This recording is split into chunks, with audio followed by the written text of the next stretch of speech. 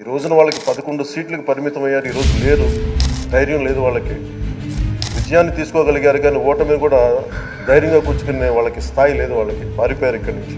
చిన్న లేదు, పెద్ద లేదు, ఎవరని లేదు. ఎవరన్నా సరే ఒక మాట మాట్లాడితే వాళ్ళ వ్యక్తిగతంగా దూషణ, వాదించడం అంటే కొట్టుకోవడం కాదు.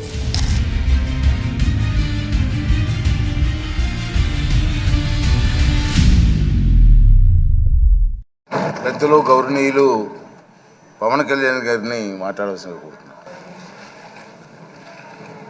16వ శాసనసభకి ఏకగ్రీవంగా ఎన్నికైన సభాపతి శ్రీ చింతకాల అయ్యన్ పాత్రుడు గారికి హృదయపూర్వక నమస్కారాలు, మీకు శుభాకాంక్షలు.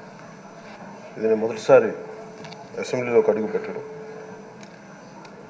ఇలాంటి సుదీర్ఘ రాజకీయ అనుభవం ఉన్న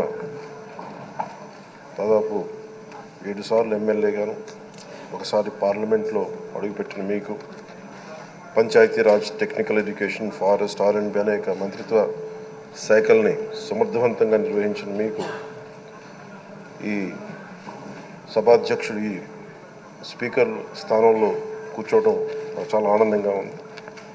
ఇన్ని దశాబ్దాలు ప్రజలు రాజకీయ జీవనంలో ఇన్ని దశాబ్దాలు ప్రజలు మీ వాడి వేడి చూశారు. మీకు కోపం వస్తే ఋషికొండను చెక్కినట్టు ప్రత్యర్థులకి పదునైన ఉత్తరాంధ్ర యాసలో గుండు కొట్టేస్తారు.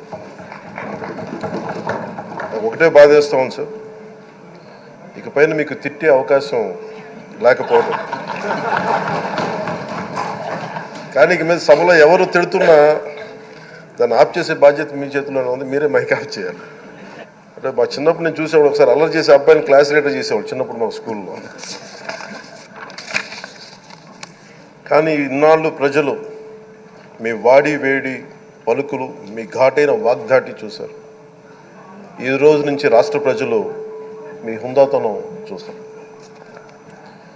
డిబేట్స్ వెనకాల దాక్కుని సంస్కారహీనమైన భాషలని, భావాలని రకరకాల మాధ్యాల్లో విరజిమ్ముతూ ఉంటారు. దాని నియంత్రణ మీ ఆధ్వర్యంలో ఇక్కడి నుంచే మొదలవ్వాలి. ఇందాక సభానాయకులు గౌరవ ముఖ్యమంత్రి శ్రీ చంద్రబాబు నాయుడు గారు చెప్తారు, ఆడబిడ్డలు ఏ విధంగా నలిగిపోయారు ఈ రాష్ట్రంలో గత 5 సంవత్సరాల్లో. చిన్న లేదు, పెద్ద లేదు, ఎవరని లేదు. ఎవరన్నా సరే ఒక మాట మాట్లాడితే వాళ్ళ వ్యక్తిగతంగా దూషణ, సోషల్ మీడియాలో వాళ్ళని క్యారెక్టర్ అసాసినేట్ చేయటం, వాళ్ళు పెద్ద నాయకులు కావచ్చు, కార్యకర్తలు కావచ్చు, లేదా వాళ్ళకి ఎదురు తిరిగి ఒక ఒపీనియన్ చెప్పి ఎవరైనా సగటు మనిషి కూడా కావచ్చు, అది ఇక్కడతో ఈ రోజు నుంచి ఆగిపోవాలి అధ్యక్ష. అది మీ ఆధ్వర్యంలోనే మొదలవ్వాలి. గత ప్రభుత్వం తాలూకు సభ జరిగిన విధానం చూస్తే ఈ వ్యక్తిగత దూషణ ఇవన్నీ చాలా ఇబ్బంది పెట్టే ప్రజలు. ఈ రోజున వాళ్ళకి 11 సీట్లకు పరిమితమయ్యారు. ఈరోజు లేరు, ధైర్యం లేదు వాళ్ళకి.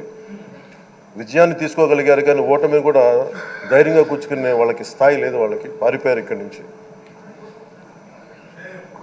భావంలో ఉండే తీవ్రత భాషలో ఉండాల్సిన అవసరం లేదు. భాష మనుషుల్ని కలపడానికి కానీ విడగొట్టడానికి కాదు. భాష విద్వేషం రేపడానికి కాదు, పరిష్కరించడానికి. ఎంత జటిలమైన సమస్య అయినా, భయంకర సమస్య అయినా చర్చల ద్వారా పరిష్కరించుకోవడానికి కానీ వివాదం సృష్టించడానికి కాదు. ఈ సభ ఉన్నది అందుకు. కానీ మనం చూసింది వాళ్ళ దగ్గర నుంచి బూతులతోటి, వ్యక్తిగత దోషులతోటి రాష్ట్ర పురోభివృద్ధిని ఆపేశారు. అలాంటి సభ కాకుండా ఇందాక మన పెద్దలు శ్రీ గౌరవ ముఖ్యమంత్రి చంద్రబాబు గారు చెప్పినట్టుగా ఇది భవిష్యత్తుకి ఇది ఒక ప్రమాణం అవ్వాలి. 2047 వరకు ఇంత అద్భుతమైన స్థానంలో మనకి ఆంధ్రప్రదేశ్ తెలుగు జాతి ఉన్నత స్థాయికి వెళ్ళాలంటే ఈరోజు మనం వేసే ప్రతి అడుగు అది భవిష్యత్ తరాలకు ఒక నిర్దేశక, ఒక టచ్ స్టోన్గా ఉండిపోవాలి, ఒక గిట్ రాయిగా ఉండిపోవాలి. ఈ రోజున ఈ సభలో ఉన్న గౌరవ సభ్యులందరూ చట్టాలు చేయడానికి ఉన్నారు, చట్టాలు ఉల్లంఘించడానికి కాదు. విభేదించడం అంటే ద్వేషించడం కాదు, వాదించడం అంటే కొట్టుకోవడం కాదు. ఇవన్నీ విభేదించడం, వాదించడం ఇవన్నీ ప్రజాస్వామ్యానికి చాలా మౌలికమైన పునాదులు. ఆంధ్రప్రదేశ్ ఆవిర్భావం జరిగి అసలు ఆవిర్భావం, అసలు భాషా ప్రయుక్త రాష్ట్రాల ఆవిర్భావమే మన ఆంధ్ర రాజ్యంతో మొదలైంది. అమరజీవి పొట్టి శ్రీరాములు గారి బలిదానం మీద మన రాష్ట్రం పుట్టింది. 56 రోజులు తిండి తిప్పలు తినకుండా నరకం అనుభవిస్తూ ఆయన బలైపోయారు. ఆయన మరణానికి చేరువవుతూ ఆమరణ నిరాహార దీక్ష చేసిన ప్రతిరోజు మనకి దాదాపు ఈ సుదీర్ఘమైన 6 దశాబ్దాల కాలం, 1.5 సంవత్సర కాలం, అంటే ఆయన ప్రతిరోజు చావుకి చేరువవుతూ భోజనం లేకుండా ఆయన గడిపిన ప్రతిరోజు మనకి 1.5 సంవత్సర కాలం. అలాంటి నేపథ్యంలో అలాంటి మహోన్నతుడు శ్రీ పొట్టి శ్రీరాములు గారి త్యాగాన్ని కనుక మనం ఈ సభలో ప్రజా సంక్షేమం కోసం మాత్రమే చర్చలు జరగాలి, వాదోపవాదాలు హద్దులు దాటకుండా ఉండాలి, వ్యక్తిగత దూషణకి తావివ్వకుండా ఉండాలి.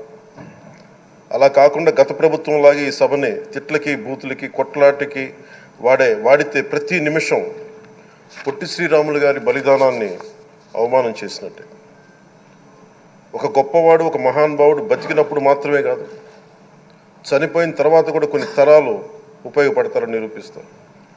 అలాంటి కోవకు చెందిన మహానుభావులు, ఆంధ్ర రాష్ట్ర సృష్టికర్త, భాషా ప్రయుక్త రాష్ట్రాలకు శ్రీకారం చుట్టిన ద్రష్ట, అమరజీవి శ్రీ పొట్టి శ్రీరాములు గారి స్మృతిలో ఒక విలువలతో కూడిన ఒక సత్సాంప్రదాయాన్ని తెరలేపుతూ మీ ఆధ్వర్యంలో ఈ సభ జరగాలని, ఈ 5 ఏళ్ల ప్రజాప్రస్థానంలో ఈ విలువైన 5 ఏళ్ళు రాబోయే తరానికి గొప్ప భవిష్యత్తునిచ్చేలా, అన్నం పెట్టే రైతుకి, కౌలు చేసుకునే రైతుకి, రైతు కూలీకి అండగా ఉండేలా, మహిళలకి భద్రతతో పాటు ఉన్నత స్థాయికి ఎదిగేలా, ప్రభుత్వ ఉద్యోగులకి భద్రత కల్పించేలా, పశువు, పక్షి, ప్రకృతి, సర్వజనులందరికీ కూడా మతాలకి, ప్రాంతాలకి అతీతంగా సుభిక్షంగా అభివృద్ధి పదంలో ఆంధ్రప్రదేశ్, ఆంధ్ర రాజ్యం అద్భుతమైన ప్రగతి సాధించేలా ఈ చర్చలు సాగాలని కోరుకుంటూ, సభాపతి అయ్యన్న పాత్రుడి గారికి మీ ఆధ్వర్యంలో ఈ సభ ఒక సరికొత్త సాంప్రదాయానికి, సత్సాంప్రదాయానికి ఇది తెరతీయాలని కోరుకుంటూ మీకు మరోమారు శుభాభినందనలు తెలియజేసుకుంటాను.